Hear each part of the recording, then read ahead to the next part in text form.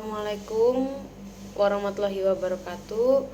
Perkenalkan, saya Putusada Ningsi dari kelas A dengan NIM 1403621003 akan menjawab pertanyaan dari ujian tengah semester pada mata kuliah Multikulturalisme Pembelajaran Sejarah.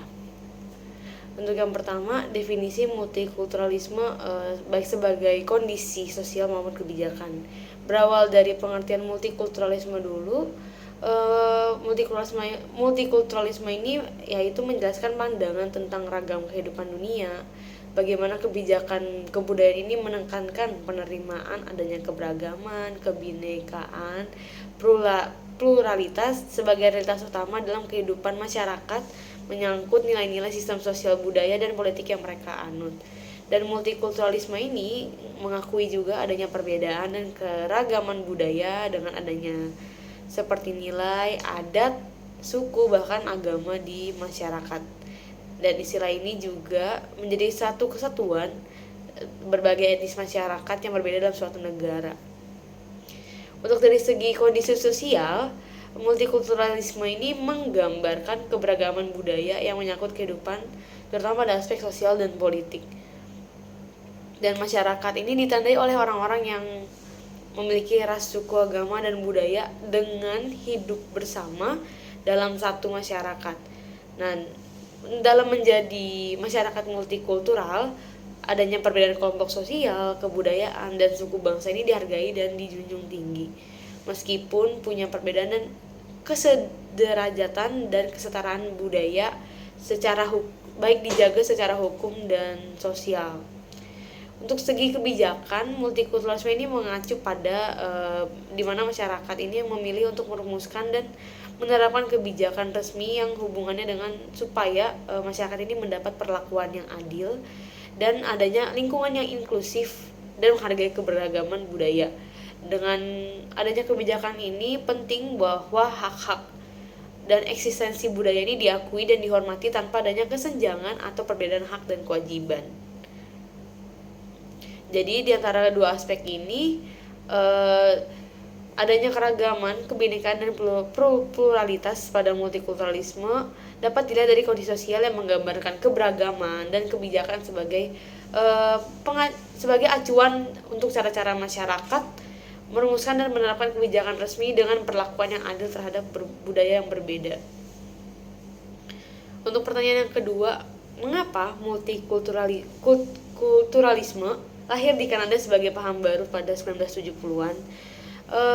Lahir di Kanada ini pada tahun 1970-an karena adanya beberapa faktor. Salah satu faktor paling penting adalah kepemimpinan Pierre Trudeau yang menjadi Perdana Menteri Kanada saat itu. Dan di bawah Trudeau ini juga resmi mengadopsi kebijakan multikulturalisme sebagai ideologi dan menekankan pentingnya imigrasi di negara tersebut.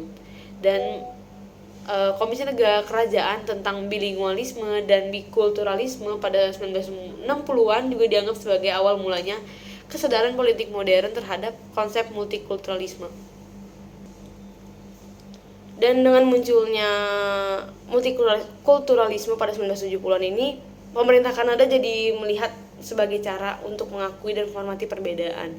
Dan kebijakan ini menjadi hasilnya adalah Undang-Undang Multikulturalisme Kanada dan bagian 27 Piagam Hak-Hak dan Kebebasan Kanada.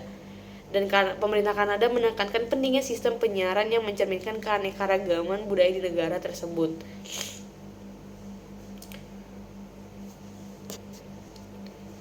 Dalam konteks Kanada juga, multikulturalisme dianggap sebagai gerakan sosial alternatif terhadap kebijakan asimilasi.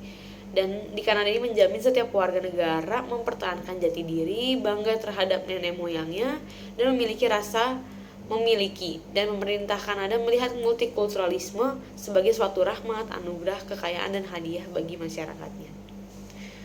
Pertanyaan ketiga yaitu, jelaskan tujuan pendidikan multikultural serta penerapannya. Tujuan pendidikan multikultural ini yang pasti menghargai dan menghormati keberagaman, yang tujuannya menciptakan lingkungan yang inklusif di mana semua individu dihargai dan diakui tanpa diskriminasi.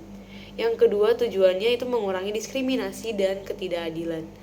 yang tujuannya bisa mencegah dan mengurangi tindakan diskriminasi rasial maupun etnis serta ketidakadilan dalam masyarakat. Dengan memahami dan menghargai perbedaan, pendidikan multikultural berupaya menciptakan kesetaraan dan keadilan bagi semua individu. Tujuan yang ketiga yaitu meningkatkan pemahaman antar budaya. Nah, pendidikan multikultural ini penting karena individu ini menjadi dapat memperoleh wawasan yang lebih luas tentang dunia dan mengembangkan kemampuan untuk berinteraksi secara positif dengan orang-orang dari latar budaya yang berbeda. Dan yang keempat yaitu mendorong kerjasama dan dialog. Pendidikan multikultural ini punya tujuan yaitu mendorong kerjasama, dialog, dan pemahaman individu yang tujuannya untuk membangun hubungan yang harmonis dan saling menguntungkan antara individu yang berbeda dalam masyarakat. Yang terakhir yaitu mempersiapkan individu untuk masyarakat global. Nah, tujuannya ini mempersiapkan individu secara efektif masyarakat global yang semakin terhubung dan semakin maju, dan ini menjadikan suatu solusi untuk pemecahan masalah yang diperlukan dalam konteks global ini. Jadi individu ini perlulah wawasan global dari segi hal-hal yang sudah maju saat ini. Nah, bagaimana dengan framework pendidikan multikultural dari James Banks ini? Dan James Banks ini siapa sih sebenarnya? James Banks ini adalah pendiri Pusat Pendidikan Multikultural Universitas Washington yang mengusulkan 5 dimensi dalam penerapan pendidikan multikultural. Dimensi ini saling berkaitan dan membantu guru dalam menyikapi perbedaan peserta didik.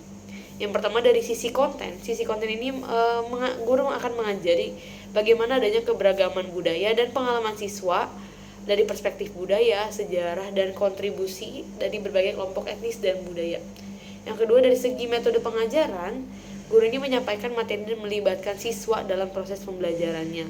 Dari penggunaan cerita, ada gambar, musik, dan diskusi kelompok untuk siswa ini dapat fasilitas pemahaman dan pengalaman siswa tentang keberagaman budaya. Yang ketiga dari aspek penilaian, dimensi ini cukup cara guru evaluasi pemahaman kemampuan siswa, menghargai dan memahami keberagaman siswa, dan adanya kesempatan semua siswa untuk menunjukkan pemahaman mereka. Yang keempat yaitu dari pengorganisasian sekolah. Dimensi ini bagaimana sekolah ini bisa mengorganisir dirinya supaya menciptakan lingkungan yang inklusif dan mendukung keberagaman. Dan yang pastinya sekolah ini juga memiliki kebijakan untuk mempromosikan inklusi, menghormati keberagaman, dan adanya aturan mencegah diskriminasi. Selanjutnya ada keterlibatan komunitas. Dimensi ini karena nggak hanya sekolah aja yang komunitas dalam ini, dan sekolah ini juga perlu ada aspek lain seperti keluarga, adanya komunitas serta organisasi budaya yang supaya bisa memperkuat pendidikan multikultural dan memperluas pemahaman tentang keberagaman budaya. Lanjut ke nomor 4, berikan penjelasan mengenai pentingnya pendidikan multikultur di Indonesia serta kebijakan yang mendasarinya. Pendidikan multikultural ini mempunyai arti penting tersendiri bagi Indonesia, terutama dengan banyaknya suku, agama, ras, bahasa, dan budaya yang sangat kaya. Menjadi suatu di Indonesia ini harus menjadi suatu keharusan dan bukan pilihan apakah ada atau tidak, tapi ini menjadikan harus yang tujuannya dengan banyaknya keragaman ini bisa mengelola dan menjadi potensi positif serta negatif yang ada. Dan perbedaan ini bukan menjadi ancaman atau masalah, tapi menjadi sumber dorong positif bagi perkembangan dan kebaikan bersama sebagai bangsa. Penerapan ini juga adanya kebijakan yang mendasar, contohnya kurikulum yang berbasis lokal dengan memasukkan muatan-muatan lokal. Dan memasukkan muatan lokal ini, pendidikan multikultur di Indonesia mempersiapkan anak didik untuk mengenal dan menghargai berbagai keragaman latar belakang dengan adanya kehidupan sehari-hari, dan menjadi dampaknya sehingga rasa toleransi dan menghormati antar sesama tercipta sejak usia dini.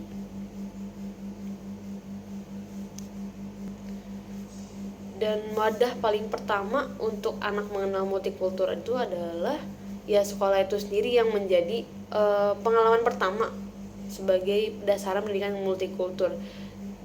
yang dalam bahasa halus kasarnya melihat teman-temannya sendiri yang berbeda tuh sudah sebagai pengalaman pertama untuk belajar multikulturalisme di dalam lingkungan sekolah. Dan nanti siswa ini akan terbiasa menghadapi perbedaan budaya dalam kehidupan sehari-hari yang rasa toleransi dan menghormati antar sesama ini tercipta. Pertanyaan kelima, jelaskan bagaimana Anda menerapkan nilai-nilai multikultural dalam materi pelajaran sejarah pada tema-tema berikut. Saya memilih yang pertama itu pada masa Hindu-Buddha. Penerapan multikulturalisme pada masa Hindu-Buddha ini terjadi dengan adanya proses akulturasi dan asimilasi budaya yang terjadi seiringnya agama Hindu dan Buddha ini berkembang dan menjadi multikulturalisme di Indonesia saat ini. Sebagai contohnya, Kerajaan Sriwijaya sebagai pusat agama Buddha di Asia Tenggara, toleransi keagamaan yang tinggi yang saat itu sedang dikuasai oleh dua wangsa, yaitu Wangsa Sanjaya dan Wangsa Sailendra, yang menjadikan saling adanya kebersamaan dalam toleransi keagamaan di dua wangsa tersebut.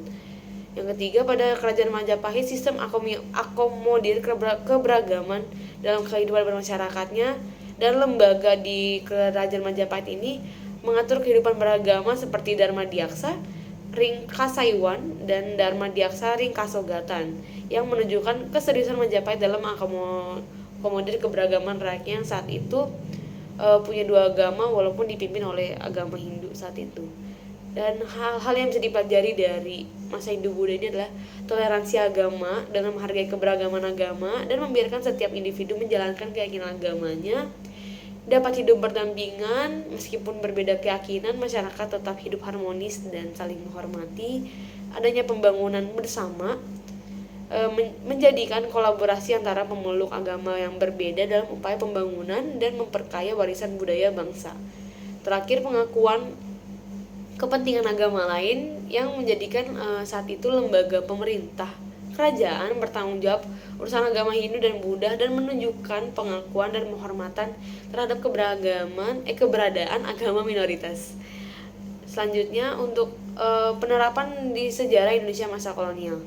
Nilai-nilai multikulturalisme dapat diterapkan dan dengan mengidentifikasi dan mengakui adanya stratifikasi masyarakat pada masa kolonial, terdiri dari bangsa Eropa, Timur Asing, dan pribumi, yang terjadi tiga stratifikasi yang sebenarnya punya latar belakang yang berbeda, tapi mereka bisa menerima dan ada pergolakan yang terjadi saat itu. Dan penerapan nilai ini dapat dilakukan memperkenalkan konsep campuran antara budaya Eropa dengan budaya setempat yang disebut dengan budaya Indis.